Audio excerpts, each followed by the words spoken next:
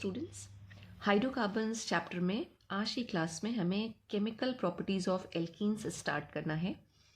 जब हम एल्कीन्स की इम्पॉर्टेंट केमिकल रिएक्शंस की बात करते हैं तो एल्कीन की इम्पॉर्टेंट केमिकल रिएक्शन में addition reaction is of most importance. उसके बाद एल्कीन्स जो कुछ और रिएक्शंस देती हैं उसमें सब्स्टिट्यूशन रिएक्शन भी है, ऑक्सीडेशन रिएक्शन है और एक छोटी सी रिएक्शन है जिसमें अगर हम डबल बॉन्ड की पोजीशन को चेंज कर दें तो हमारे पास आइसोमेराइजेशन की रिएक्शन आती है। अब एल्कीन्स क्या है? जब हम एल्कीन्स की बात करते हैं तो एल्कीन का स्ट्रक्चर है कि कार्बन कार्बन के बीच में अगर एटलीस्ट एक डबल बॉन्ड आ जाए स्ट्रक्चर में तो हम उसको बोलते हैं एल्कीन। और जब हम डबल बॉन्ड की बात करते हैं तो हमें पता है डबल बॉन्ड में एक बॉन्ड जो होगी वो होगी सिग्मा बॉन्ड, यानी इसमें सिग्मा इलेक्ट्रॉन्स होंगे, और एक बॉन्ड जो होगी वो पाई इलेक्ट्रॉन होगी। सिग्मा और पाई को हमने डिटेल में पढ़ा है कि जो सिग्मा बॉन्ड होती है वो स्ट्रॉन्गर बॉन्ड होती है, लेकिन लूजली बाउंड इलेक्ट्रॉन होने की वजह से जो पाई बॉन्ड है या जो पाई इलेक्ट्रॉन का जब इन्वॉल्वमेंट हो रहा है तो वो बॉन्ड जो है वो वीकर हो जाती है। अब अगर हम इस डबल बॉन्ड की वजह से एल्कीन्स में एडिशन रिएक्शन कराना चाहें तो एल्कीन्स बहुत अच्छी एडिशन रिएक्शन देंगी। कौन कौन से रिएजेंट्स को हम या सब्सटेंसेस को हम एल्कीन में ऐड कर सकते हैं? हाइड्रोजन का एडिशन पॉसिबल है। एल्कीन्स बहुत अच्छी एडिशन रिएक्शन देती हैं जहां हम हाइड्रोजन को ऐड कर सकते हैं एल्कीन्स में और हमें क्या मिलेगा? एल्केन्स। इसी तरह से हम हेलोजन्स को भी ऐड कर सकते हैं। हेलोजन्स में हमारे पास क्लोरीन मॉलिक्यूल, ब्रोमीन मॉलिक्यूल है, हम इसका एडिशन भी कर सकते हैं, राइट। तो एडिशन क्यों पॉसिबल हो रहा है? एडिशन इसलिए पॉसिबल हो रहा है कि कार्बन कार्बन के बीच में पाई बॉन्ड प्रेजेंट है। डबल बॉन्ड में जो एक बॉन्ड है वो है हमारी पाई बॉन्ड। अब रिएजेंट अगर इस पे अटैक करता है तो ये बॉन्ड आसानी से ब्रेक हो जाती है। जब ये बॉन्ड ब्रेक होगी तो हमें पता है कि कार्बन कार्बन की दोनों कार्बन जो यहाँ पे इन्वॉल्व है इस पर्टिकुलर स्ट्रक्चर में, इसकी एक एक वैलेंसी फ्री हो जाएगी। और अगर वैलेंसी फ्री हो रही है, कार्बन के पास बॉन्ड बनाने के लिए इलेक्ट्रॉन है, तो आसानी से बॉन्ड बनेगा। और जो सब्सटेंसेस की हमने बात करी कि चाहे वो हमारा हाइड्रोजन हो, चाहे वो हेलोजन हो, या फिर हेलोजन एसिड्स जो हम पढ़ने जा रहे हैं आज की क्लास में, उनका एडिशन पॉसिबल है। तो हमारी आज की क्लास का टॉपिक है कि एल्कीन्स की एडिशन रिएक्शन जहां वो क्या कर रहा है? हेलोजन एसिड्स को ऐड कर रहा है। और इसी के साथ हम एक इंपॉर्टेंट लॉ पढ़ेंगे, इंपॉर्टेंट नहीं, वेरी वेरी इंपॉर्टेंट, क्योंकि कई जगह पे जब आप रिएक्शंस करोगे ऑर्गेनिक केमिस्ट्री में तो आपको इसी रूल को फॉलो करना होगा। और ये कौन सा रूल है? Markovnikov rule. मार्कोनिकॉफ रूल लगाना हमको होता है। रूल को समझने से पहले अगर हम हेलोजन एसिड्स की बात करें कि हेलोजन एसिड्स क्या होते हैं। एसिड्स वो सब्सटेंसेस होते हैं जो H+ डोनेट करें, और हेलोजन हमें पता है ग्रुप 17 के जो मेंबर्स हैं वो हेलोजन कहलाते हैं। तो हाइड्रोजन जब ग्रुप 17 के मेंबर्स के साथ कंबाइन करेगा, कोवलेंट बॉन्ड बनाएगा, तो हमारे पास हेलोजन एसिड्स आएंगे। अब हेलोजन एसिड्स अगर बन रहे हैं तो हेलोजन जो है वो हमें पता है फ्लोरीन से स्टार्ट होते हैं।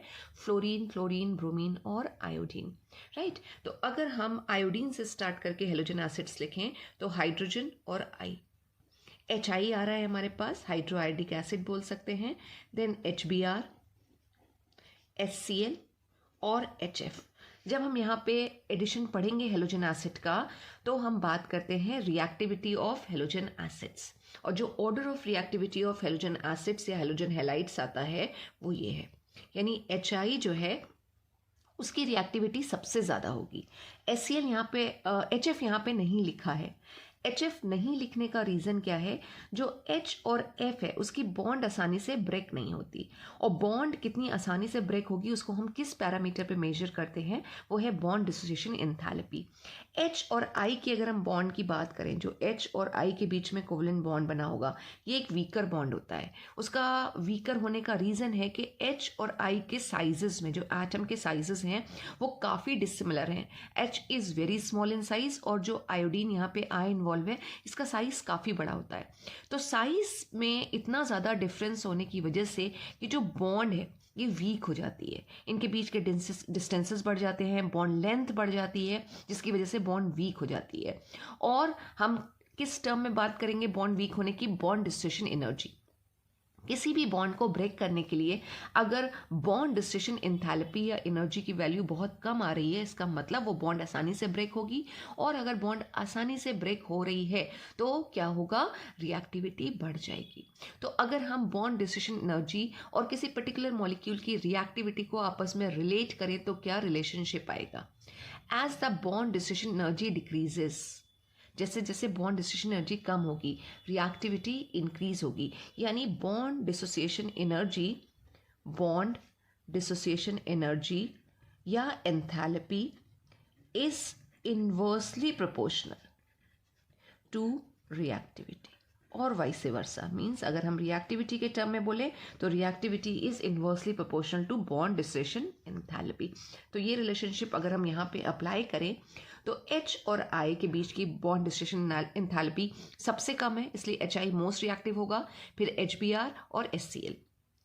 HF जो है उसकी बॉन्ड डिस्ट्रीब्यूशन एंथैल्पी काफ़ी हाई होती है, जिसकी वजह से बॉन्ड आसानी से ब्रेक नहीं होता। तो जब भी हम एडिशन की बात करेंगे हाइड्रोजन हैलाइड्स की या हेलोजन एसिड्स की, तो हम इन्हीं हाइड्रोजन हैलाइड्स को लेके चलेंगे, HI, HCl और HBr। और ज़्यादातर केसेस में जो आपको रिएक्शन देखी मिलेगी वो HBr की मिलेगी। मॉर्कनकॉफ रूल के अगर हम कुछ इंपॉर्टेंट पॉइंट्स की बात करें तो इंपॉर्टेंट पॉइंट्स में नंबर 1 पॉइंट आता है कि जब भी आप इस रूल को लगाएंगे तो आप इसको एल्कीन्स के लिए यूज़ करेंगे। तो Markovnikov rule is applied only for alkenes, right, for alkenes. इसी के साथ साथ जो दूसरा पॉइंट निकल के आता है कि मॉर्कनकॉफ रूल जब हम अप्लाई करते हैं तो हम किस तरह की एल्कीन्स में करेंगे, तो हमारे पास एल्कीन्स 2 तरह की होती हैं। एक कहलाती है सिमेट्रिकल एल्कीन और दूसरी कहलाती है अनसिमेट्रिकल एल्कीन। तो बेसिकली जब हम मॉर्कनकॉफ रूल के फॉलो करने की बात करते हैं और एडिशन रिएक्शन चलाते हैं तो ये कहाँ पर होगा, अनसिमेट्रिकल एल्कीन्स में होगा। अब क्वेश्चन ये है कि ये अनसिमेट्रिकल एल्कीन्स क्या होती हैं और सिमेट्रिकल एल्कीन्स क्या होती हैं। अगर हम एक एल्कीन का स्ट्रक्चर बनाएं, सपोज अगर हमने यहाँ पे इथीन ड्रॉ किया, CH2 डबल बॉन्ड CH2, ये इथीन का स्ट्रक्चर आ गया, दिस इज इथीन, राइट। और अगर हम प्रोपीन का स्ट्रक्चर बनाएं तो प्रोपीन का स्ट्रक्चर आएगा CH3 CH double bond CH2, this is propene. अब अगर आप इन दोनों इथीन में और प्रोपीन में दोनों में अगर आप डबल बॉन्ड देखें तो डबल इथीन में डबल बॉन्ड के अक्रॉस, यानी कि डबल बॉन्ड के इधर और डबल बॉन्ड के इधर सेम ग्रुप्स लगे हुए, एक सिमेट्री आ रही है मॉलिक्यूल में, इसीलिए ऐसी एल्कीन्स को हम बोलते हैं सिमेट्रिकल एल्कीन्स। डबल बॉन्ड के अक्रॉस अगर सेम ग्रुप्स अटैच्ड हैं या कार्बन के साथ सेम नंबर ऑफ हाइड्रोजन आ रहे हैं, ठीक है, तो वो कहलाएंगे आपके सेम सिमेट्रिकल एल्कीन्स। और सेम वे अगर हम इसमें प्रोपीन में देखें तो ये डबल बॉन्ड है, इसके अक्रॉस CH है और इधर CH2 है, या फिर ये कहें कार्बन के साथ इधर एक ही हाइड्रोजन है और इधर 2 हाइड्रोजन प्रेजेंट है। तो इस तरह से जब डबल बॉन्ड के अक्रॉस डिफरेंट ग्रुप्स लगे में हो, और अगर हम इसमें देखेंगे तो डबल बॉन्ड के इधर पूरा CH चेन ही डिफरेंट हो रही है और इधर क्या हो रहा है, सिर्फ CH2 है, तो हम ये भी कह सकते हैं कि डबल बॉन्ड के अक्रॉस अगर डिसिमिलर चेन्स लगी हुई हो, राइट। लेकिन आपको पूरी चेन देखने की जरूरत नहीं है, आप सिर्फ अगर एक भी ग्रुप देख लेंगे यहाँ पे तो वो डिफरेंस अगर आ रहा है तो ऐसी एल्कीन्स को हम बोलते हैं अनसिमेट्रिकल एल्कीन्स। तो एल्कीन्स में तो लगेगा मॉर्कनकॉफ रूल, लेकिन किस तरह की एल्कीन्स में लगेगा, वो लगेगा अनसिमेट्रिकल एल्कीन्स में। एक और अगर हम पॉइंट लिखें तो जब भी हम मॉर्कनकॉफ रूल की बात करते हैं तो हम किसकी बात करेंगे, addition of halogen acids.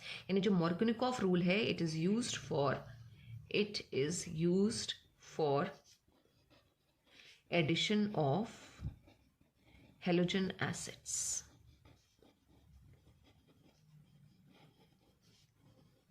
Right. अब हम आते हैं मॉर्कनकॉफ रूल में कि मॉर्कनकॉफ रूल किस तरह से हम अप्लाई करेंगे और मॉर्कनकॉफ रूल है क्या।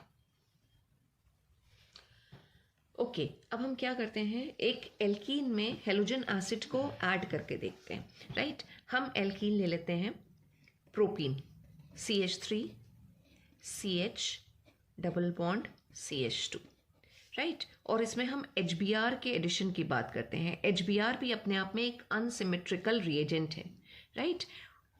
H+ और Br- के फॉर्म में है ये इसके अंदर। हम इसमें एडिशन रिएक्शन चला रहे हैं।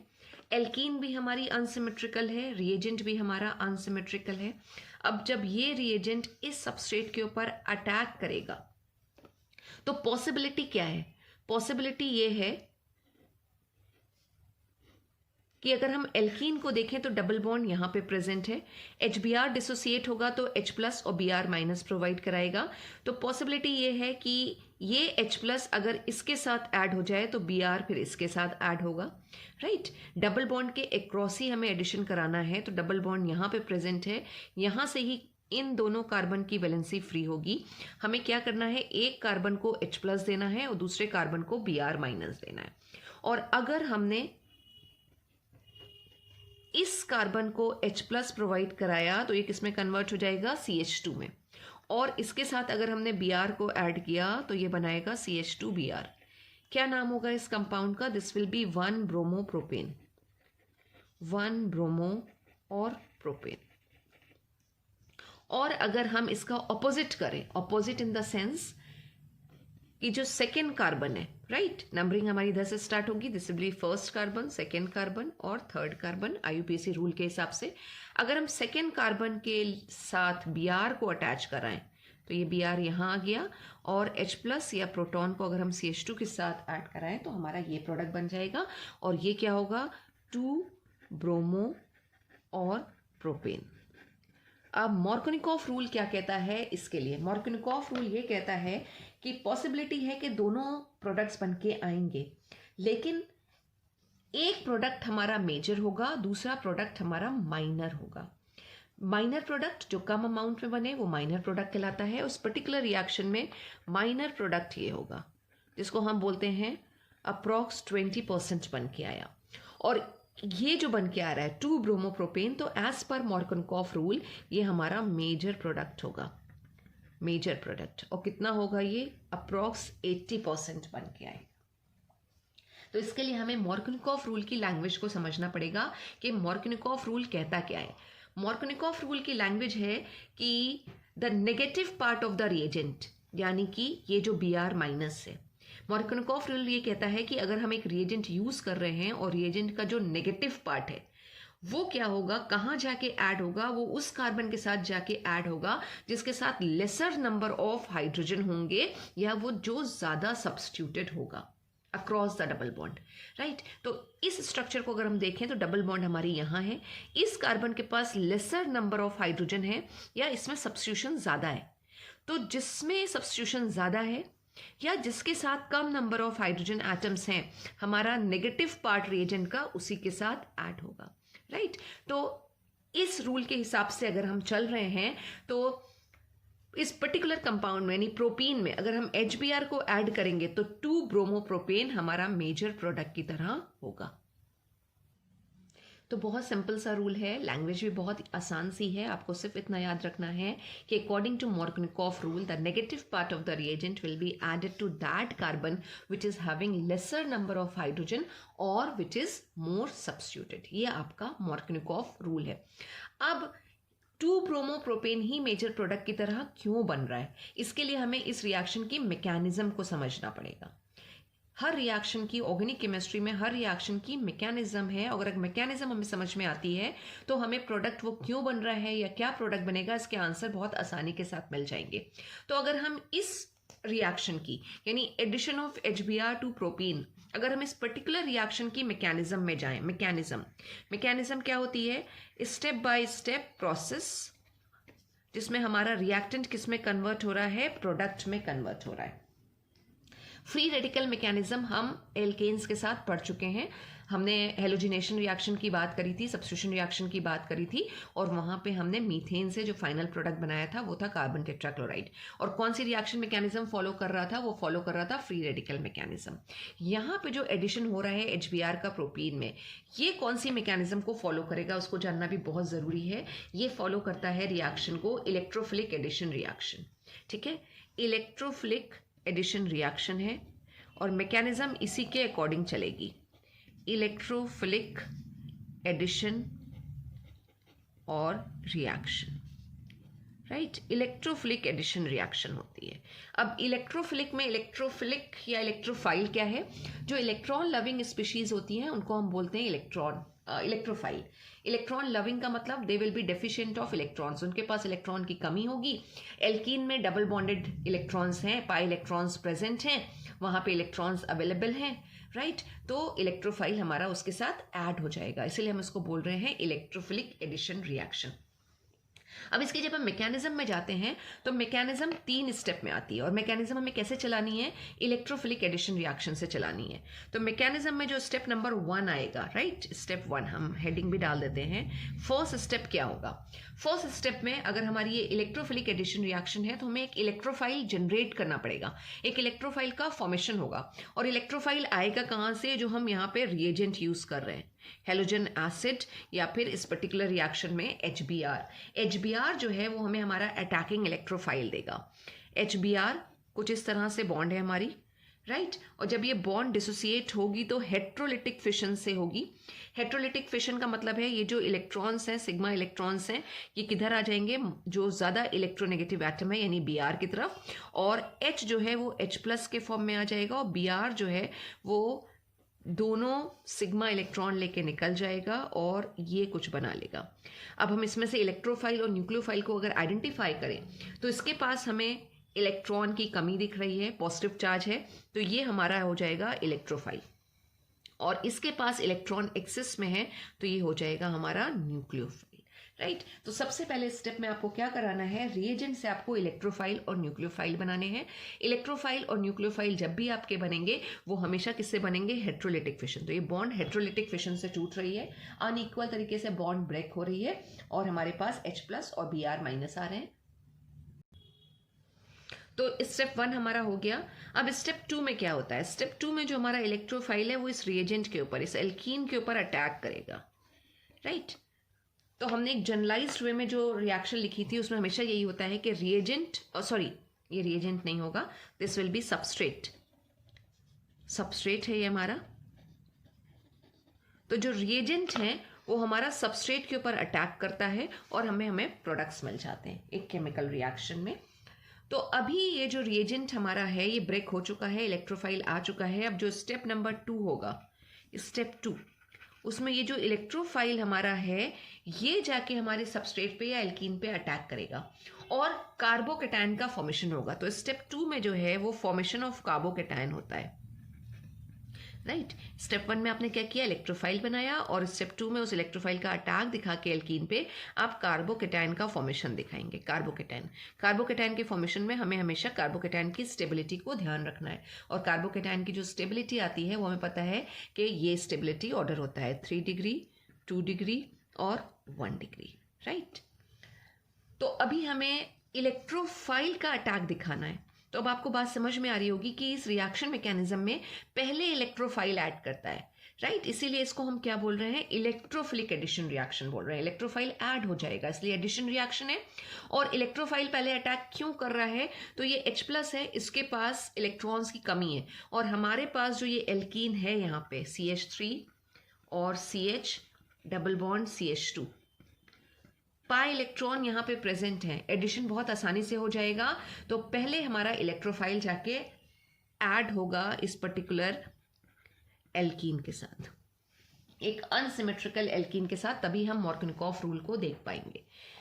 अब ये H+ इसके ऊपर अटैक करना है। अब किसके साथ ये जुड़ना है ये तो हम पहले भी बात कर चुके हैं कि मार्कोनिकॉफ रूल यही कहता है कि नेगेटिव पार्ट जो है मोर सब्स्टिट्यूटेड के साथ जुड़ेगा, और जो पॉजिटिव प्रोटीन होगा वो जो डबल बॉन्ड के अक्रॉस दूसरा कार्बन होगा उसके साथ जुड़ेगा, राइट। लेकिन इसमें अगर हमने जो इफेक्ट्स पढ़े थे GOC में, हमने जो इफेक्ट पढ़े थे, अगर हम उस इफेक्ट को भी लगाएं तो ये जो एल्कीन है इसमें जो मिथाइल है ये +I इफेक्ट शो कर रहा है, जो इलेक्ट्रॉन रिपेलिंग होते हैं। तो डबल बॉन्ड की हमें शिफ्टिंग की बात करनी है, तो डबल बॉन्ड किधर शिफ्ट होगी? तो जब प्लस पीछे से CH3 ग्रुप है जो +I शो कर रहा है वो आगे की तरफ इलेक्ट्रॉन को पुश करेगा, और जब आगे की तरफ इलेक्ट्रॉन पुश होंगे तो ये जो पाई इलेक्ट्रॉन्स हैं ये कहाँ शिफ्ट हो जाएंगे? इस कार्बन के ऊपर। और जब इस कार्बन के ऊपर ये यहाँ पे आके शिफ्ट होंगे तो क्या स्ट्रक्चर हमारे पास आएगा? अगर हम पहले लिख लें तो स्ट्रक्चर होगा CH3 CH और ये यहाँ से पूरी की पूरी इलेक्ट्रॉन शिफ्ट हो चुके हैं, तो यहाँ पे क्या बचेगी, सिर्फ सिंगल बॉन्ड बचेगी। इलेक्ट्रॉन इस कार्बन के ऊपर आ गए, तो जिसके ऊपर इलेक्ट्रॉन्स आए वो कार्बन हो जाएगा नेगेटिवली चार्ज, और जिसके इलेक्ट्रॉन्स चले गए हैं वो हो जाएगा पॉजिटिवली चार्ज। तो कौन सा हमने यहाँ पे इफेक्ट लगाया, हमने इलेक्ट्रोमेरिक इफेक्ट लगाया, जहाँ पे हम शिफ्टिंग ऑफ या डिस्प्लेसमेंट ऑफ पाई इलेक्ट्रॉन्स की बात करते हैं। और पाई इलेक्ट्रॉन का डिस्प्लेसमेंट किधर होगा, ये पीछे की तरफ से अगर मिथाइल ग्रुप लगा हुआ है जो प्लस आई शो कर रहा है तो फॉरवर्ड डायरेक्शन में होगा, आगे की तरफ होगा। अब आप इजीली देख सकते हो कि अगर हम इसके साथ H+ को ऐड करें तो H+ किसके साथ ऐड होना चाहिए, H+ को क्या चाहिए, एक ऐसा सेंटर चाहिए जहाँ पे अगर वो जाके जुड़े तो उसको इलेक्ट्रॉन तो मिले एटलीस्ट बॉन्ड बनाने के लिए। तो ये H+ किसके साथ जाके जुड़ेगा, इस कार्बन के साथ, और जब वो ये इस कार्बन के साथ जुड़ेगा तो हमारे पास स्ट्रक्चर क्या बन जाएगा, CH3 CH, पॉजिटिव चार्ज यहाँ पर ही है, ये single bond as it is हम बना रहे हैं। अब ये जो इलेक्ट्रॉन्स थे ये एक्चुअली ये H+ को कार्बन दे चुका है बॉन्ड बनाने के लिए, तो इसके साथ जब बॉन्ड जुड़ गया तो हम इधर इसको इस तरह से लिख सकते हैं कि CH2 लिख दें और यहाँ बॉन्ड बना के H दिखा दें, या फिर सीधे हम लिखते हैं CH3। तो एक H+ पूरा जो जिसके पास कोई इलेक्ट्रॉन्स नहीं थे उसको पूरा का पूरा इलेक्ट्रॉन पेयर कार्बन ने ऑफर किया और अपने साथ ऐड कर लिया, और क्या बन गया यहाँ पे ये। अब इसको हम देखें तो यहाँ पे है क्या, ये बेसिकली एक हमारा 2 डिग्री कार्बोकेटायन है, 2 डिग्री कार्बोकेटायन, जिसको हम सेकेंडरी कार्बोकेटायन भी बोल सकते हैं, एक सेकेंडरी कार्बोकेटायन बन के आया है। तो this is a very important step जहाँ हमारा फॉर्मेशन ऑफ कार्बोकेटायन हो रहा है, और रिएक्शन मैकेनिज्म में हम इसी स्टेप को बोलते हैं स्लो स्टेप, यानी यही हमारा, अगर हम काइनेटिक्स पढ़ेंगे आगे तो हम देखेंगे हमारा रेट डिटरमाइनिंग स्टेप भी रहता है। तो अब कार्बोकेटायन हमारा बन चुका है, कुछ काम हमारे पास नहीं रह गया, हमें सिंपली क्या करना है, इस कार्बोकेटायन के साथ इस न्यूक्लियोफाइल को यानी Br नेगेटिव को जोड़ देना है। तो जो थर्ड और लास्ट स्टेप हमारा आएगा यानी स्टेप नंबर 3, ठीक है, उसमें जो हमारा न्यूक्लियोफाइल है ब्रोमाइड आयन जो है वो सेकेंडरी कार्बोकेटायन या इस कार्बोकेटायन पे अटैक करेगा और हमारा मेजर प्रोडक्ट बन के आ जाएगा। ठीक है, तो इसमें हमारा क्या हो रहा है, यहाँ पे attack of nucleophile on carbocation and formation of product, right. अब सिंपली हम अटैक दिखा दें कि किस तरह से हो रहा है। ये सेकेंडरी कार्बोकेटायन है CH3 CH CH3।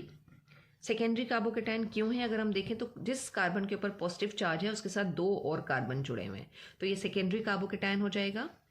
Br के पास इलेक्ट्रॉन पेयर है, ये क्या है, एक न्यूक्लियोफाइल है, ये ऐसा सेंटर ढूंढ रहा है कार्बोकेटायन में जिसके पास इलेक्ट्रॉन डेफिशिएंट हो ताकि वो उसके साथ बॉन्ड बनाए और उसके साथ अटैच हो जाए, और जब ये इसके साथ अटैच होगा तो हमारा प्रोडक्ट बन के आ गया दिस,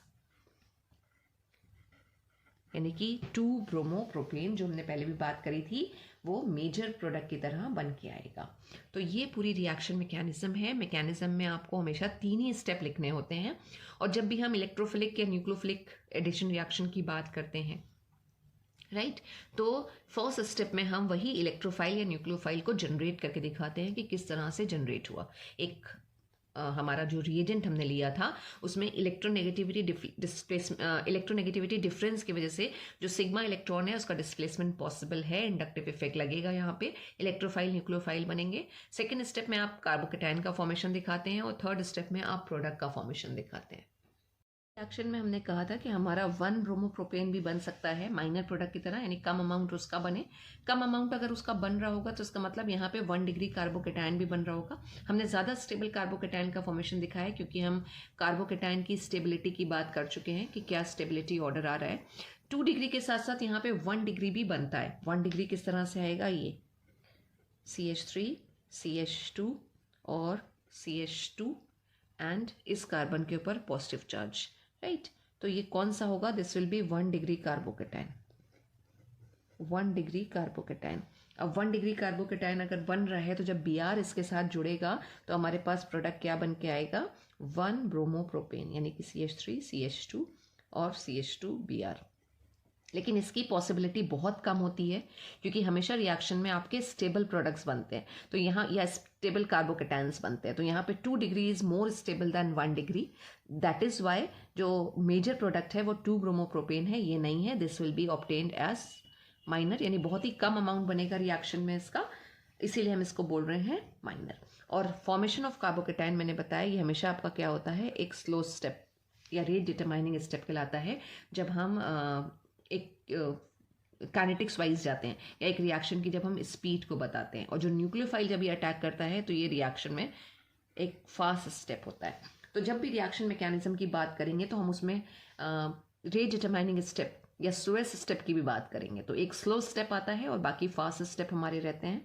तो this is the slowest step और rate determining step in the mechanism of electrophilic addition of HBr to propene, and the major product is 2-bromopropane. And again I am repeating what is Markovnikov rule, और Markovnikov rule आपको हमेशा unsymmetrical alkene में लगाना है।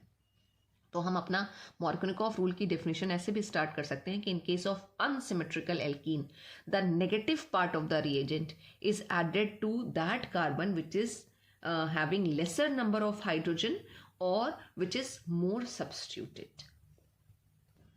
So this is about Markovnikov rule. Thank you so much, students.